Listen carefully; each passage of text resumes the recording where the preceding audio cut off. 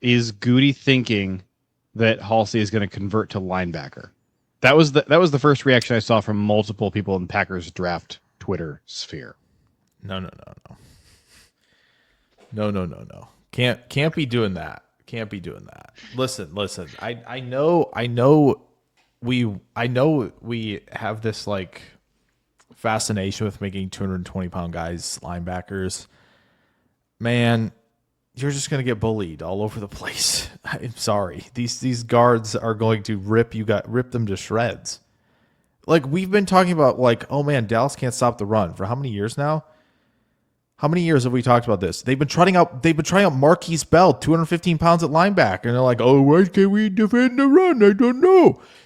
We know why. You're not big enough, and so that doesn't make any sense. I think the better version of this is that they're like, all right, so we've seen this whole big nickel trend.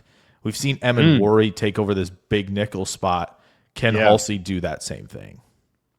I think that would at least, I think, be something that makes a lot of sense, especially because I think he, one, plays really physical, operates really well around the line of scrimmage. Again, I don't think he's the twitchiest. I don't think he's the fastest. I don't think, LSU should have been putting him as a single high post safety on several occasions because I just don't think he has like even center of the field to the sideline range. I think it's more of his processing speed's pretty good. Instinctually, he's reading out I think the route combinations. He's just has a good understanding of kind of processing everything that's going around in front of him while also keeping an eye on where the quarterback's going with the shoulders, the footwork, all that stuff, and where they're about to throw to. And that's why you see all the picks. Like I think with some others with that you see these high interception totals, it's kind of like, yeah, the ball just kind of bounces around, or like, yes, they're always around the ball and they're kind of getting lucky. He seems more in the vein of like, he makes a lot of these plays, maybe sometimes because the QB's late to it, but he knows, has a good understanding of where the QB is going with the football. And I think he realizes that he's not the best athlete on the field, which is, I think, a plus in his book, because I think it means that he knows he has to process things faster. He knows he has to take correct angles. He knows he has to be quick in transition, all of that stuff. Whereas like, okay, I'm not going to be able to get there if I don't see something first. So I think that's a massive feathers in the cap there for him of like, he sees, I think, so much well. And I think you can have him, if you're in the quarters, you're in that cover 4 stuff, working top down, staying on half of the field, he can do that. You want him as a strong safety, he can do that. The problem is if you're really into,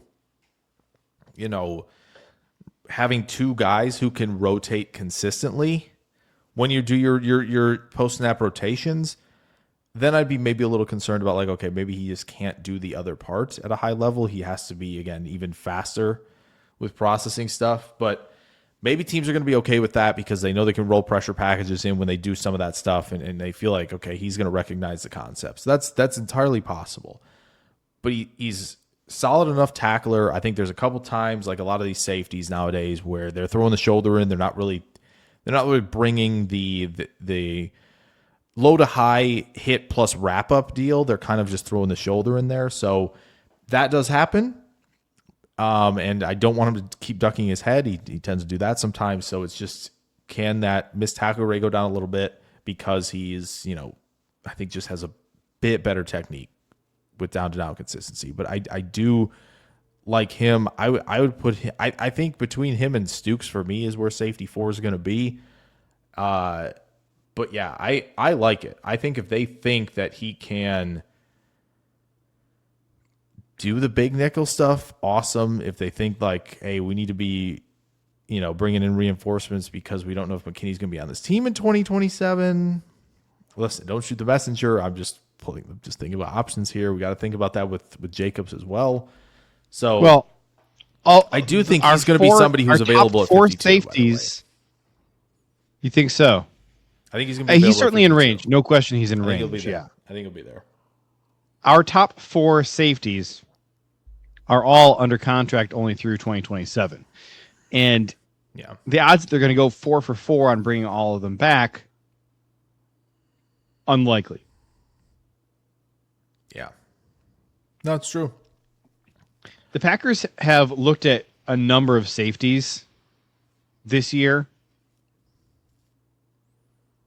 I don't want any of our viewers to be blindsided if they take a safety, early.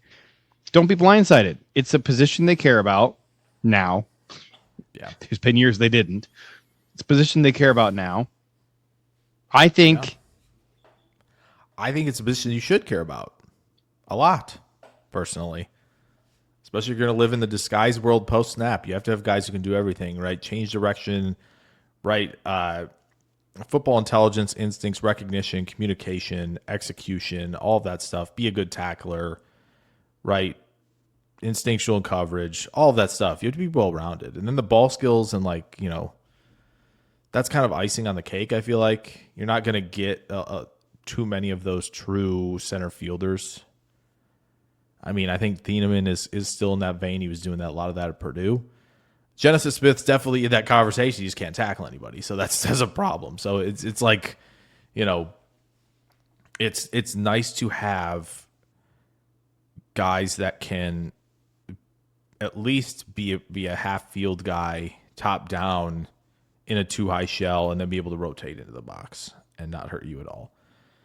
Those are the kind of guys I think you need to be looking at, especially if we continue to see this kind of league trend of we're going to still commit bodies to coverage without sacrificing too much in the run game. And again, this is the type of guy who will stick his nose in there as, again, the big nickel. He's kind of an extra linebacker who can cover, right? That's the whole goal. That's why I think you're going to see a lot of teams tripping over themselves to try to find Evan Warrior in this draft. And again, Green Bay just doing some due diligence potentially in that regard. Like, again, Haulcy, Stukes, Keontae Scott, you know, Brugler obviously has him as a safety. You know, there's plenty of reason to believe he could still play nickel. Like, there are going to be a lot of these guys. Like Kyle Lewis, Pitt, I have no idea where he's going to play. He's kind of this size as well, and he's been playing linebacker for Pitt.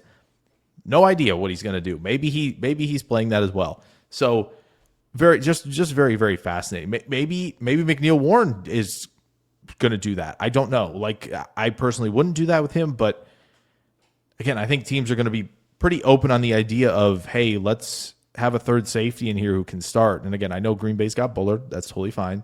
I have no problem with them still looking at options, to be honest. Yeah. I don't think and again, I think that's also indicative of the fact that, like, yes, we're 2 years into the McKinney deal, right? That's going to be up in 2 seasons. Like, I don't think they're going to bring him back, right? I don't think that's in the plans for them, right? So. For a third safety going into a third contract, not third contract for Green Bay, but just third in general. I don't imagine they're going to be thinking about that. So if they really like the safety class, and again, best player available, if you don't like the defensive tackle class at 52, which it's hard to argue with that, to be perfectly honest. If you don't like the cornerback options that fit what you like at 52, I understand. If you're not going to go the Abney or Pons route if they're there because you think they're too small, fine, whatever. BPA starts to turn into, hey, look at these receivers, look at these safeties, look at these linebackers, look at these edge rushers. That's kind of where we've been operating, right? Like that's why I think this is really interesting. Well, it is interesting, and the direction they probably were sniffing when they brought him in would be medical related. Halsey's had a lingering leg injury that hasn't been going away throughout his college career. I think they wanted a close look at it. Maybe for a couple different reasons. Maybe because if he's there at 52, he's the guy they're interested in. And maybe also he might become available at some point in the NFL. Maybe when it's time for him to get his second contract, a la Xavier McKinney. Right now is a good time to gather some information. The Packers do this. You know, Xavier McKinney and Josh Jacobs came available last year. Packers had their eyes on those guys for a long time. McKinney was a guy that they had been very interested in the first round in 2020 when they took Jordan Love. Yeah. He comes available. Giants aren't getting the deal done. Packers are just kind of blown away like, you got to be kidding me. We have the opportunity to go pay him right now. Yes, please. Yeah. They've been keeping tabs on him for a long time, and not just because he's a premier talent. It's because they liked him as a draft prospect. Jake, I probably to a fault kind of get on people's cases about being too myopic in the draft about what are our current needs exactly right now. Especially with our higher draft picks, or if a guy is falling, that I'm never, ever above. Let's just take a player because he's a great player. And like, what, you really think we're going to fix all our problems in the draft right now? Like, frankly, Jake, that great mock draft that we did last week on Friday? The crazy good one where we're like, hey, is this the greatest 2026 Packers mock draft of all time? Yeah. So you shared that on X. I posted it on Facebook. Facebook hated that mock draft. Hated it with a passion. That means that the good players are out there, and that's good. They're ticked because they're like, I love that. Why you guys are you waited so the long biggest, to address defensive tackle and corner and all this? This is what, when they say that, this is what I hear in my brain when they say this. Okay, why didn't you guys take advantage of the bad defensive tackle class earlier? That's what I hear every time everyone asks that. It's like, this class stinks, buddy. Sorry. That's how it goes. Why would we draft a bunch of DTs who aren't very good? And you could just find them, as free agents every year, rotating throughout the league. Like, that's just how it is, folks. Like, even Christian Miller, who I am probably the biggest fan of in the class, isn't like a guy where I'm going to trip it over myself. Let's go get him type of thing. I just think these defensive tackles at the top are kind of mid, and the rest of it's just kind of like, hey, you want to fill this role? Okay, cool. Like, why would you pick that on day 2? By the way, you know who hates Christian Miller? Oh, I know. Brian Maffey. Had him unranked among his defensive tackles. He did. And he likes Capehart, which is interesting. Because, as you know, can I ask, why are we talking about Capehart? Why are we talking about him, JJ? Why are we talking about him? Oh, because he tested well. That's it. He's been in school for 6 years. Why isn't he in the draft before that? Don't know, man. Makes you wonder, doesn't it? There's a reason he's not been in the draft yet. He's not ready. So, like, that's great. I'm so happy that he tested well. Don't care. Peter Woods, can he convert some of these pressures into sacks, please? Can he play through contact better? Probably not. At this juncture. Lee Hunter, we've talked about how, like, I like it.